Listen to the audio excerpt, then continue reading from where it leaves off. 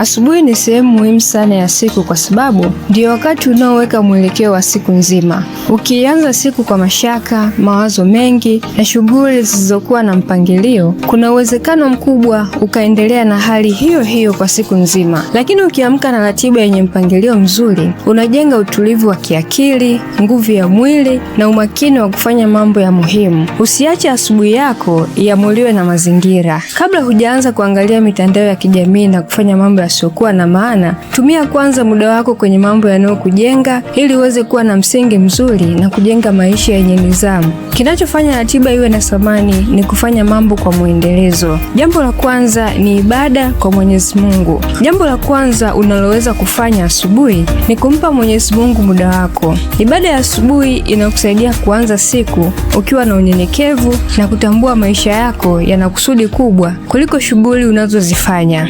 Kabla hujaanza kufikiria kuhusu fedha, biashara, kazi au changamoto ulizonazo, tenga muda wa kutafakari, kuomba na kumshukuru Mungu. Hii inaweza kukusaidia kuanza siku kwa mtazamo chanya wenye utulivu, badala ya kuanza siku ukiwa tayari umejawa na kulemewa na mawazo mengi. Ibada inaweza kuwa muda mzuri wa kujitathmini. Jiulize, leo nataka kuwa mtu wa aina gani? Ni tabia gani ninapaswa kuiacha na ni jambo gani jema ninapaswa kulifanya? Haya maswali yanaweza kukusaidia kuunganisha imani yako na mwenendo wako wa kila siku. Haitakuwa na maana kama utaomba uwe mtu mwenye mafanikio, lakini ukawa mtu asiyekuwa mwaminifu, mtu asiyekuwa na nidhamu na asiyejali watu wengine. Unapoanza siku ukiwa na msingi mzuri wa kiroho, changamoto za siku hazitakufanya uyumbe kirahisi, kwa sababu tayari umejipa nafasi ya kutulia na kujipanga ndani yako. Jambo la pili ni mazoezi. Baada ya kuweka akili yako na moyo wako kwenye hali nzuri, upe mwili wako nafasi ya kuchangamka.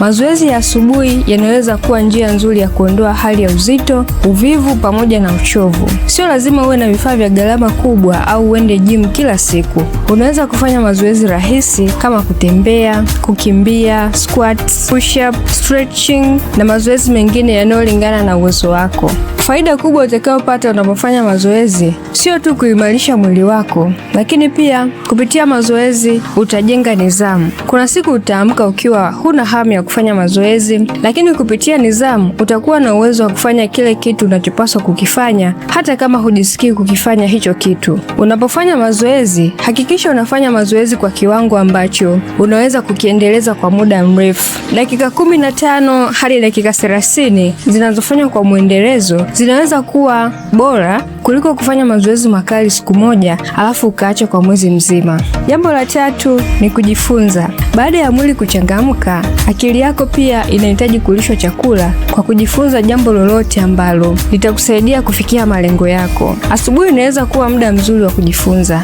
Kama unataka kujenga maisha mazuri, usiishi kwa kutegemea elimu ya darasani peke yake. Jifunze pia mambo mengine yanayoweza kukupa uwezo wa kutatua matatizo. Jiulize kila siku, ni ujuzi gani nikijifunza leo utaniweka mbele zaidi baada ya mwaka mmoja? Hili swali litakusaidia kuchagua maarifa yenye thamani badala ya kutumia muda mwingi kwenye vitu visivyokujenga. Kuna tofauti kati ya kujifunza na kujua. Unaweza kuangalia video 100 kuhusu biashara, lakini usifanye biashara yoyote. Unaweza kusoma vitabu vingi kuhusu nidhamu, lakini usibadilike. Kila unapojifunza jambo jipya, tafuta namna ya kulifanyia kazi. Maarifa yanakuwa na faida zaidi yanapofanywa kwa vitendo. Jambo la 4 ni kusoma vitabu.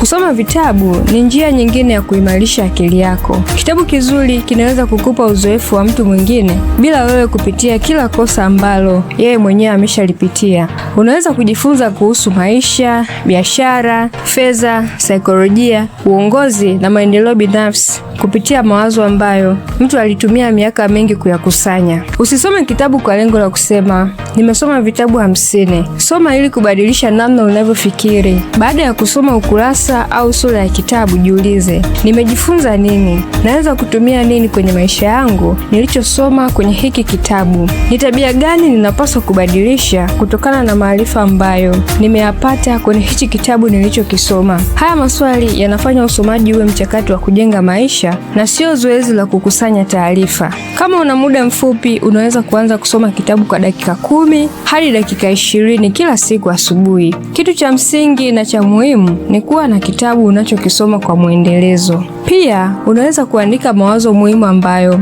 unakutana nayo kwenye hicho kitabu unachokisoma. Baada ya muda utakuwa na hazina kubwa ya maarifa. Jambo la 5 ni kunywa maji. Jambo la mwisho kwenye hii ratiba ni kunywa maji. Baada ya kutumia muda mrefu ukiwa umelala, ni vizuri kuanza siku kwa kuupa mwili maji. Maji ni muhimu kwa sababu yanasaidia kufanya kazi mbalimbali za mwili. Kunywa maji kunaweza kukusaidia kujenga utaratibu wa kuzingatia mahitaji ya mwili wako. Watu wanaweza kuwa na shughuli nyingi kiasi cha kusahau mambo ya msingi kama kunywa maji, kula vizuri na kupumzika. Mtu anayejenga maisha yenye mafanikio hapaswi kufikiria kazi na fedha pekee yake. Anapaswa pia kutunza kitu kinachomsaidia kufanya hizo kazi. Usifikirie kunywa maji peke yake ndio itakusaidia na kukufanya uwe na afya nzuri. Maji ni sehemu moja ya maisha yenye afya, lakini mlo mzuri, mazoezi, usingizi wa kutosha na tabia nyingine nzuri pia zina umuhimu.